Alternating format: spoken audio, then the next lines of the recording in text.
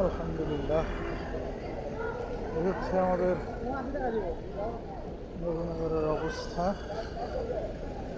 আগামীকাল থেকে সব অফিস আদালত খোলা।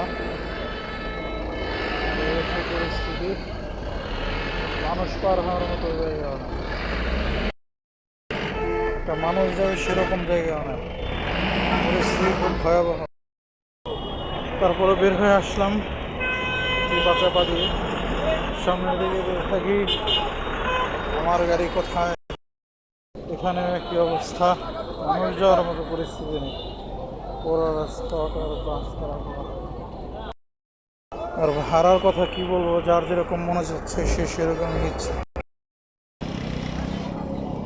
এটা হচ্ছে জ্যামের পরিস্থিতি, গাড়ি যেটা যে জায়গায় আছে সে জায়গায় নাড়াচড়া নেই।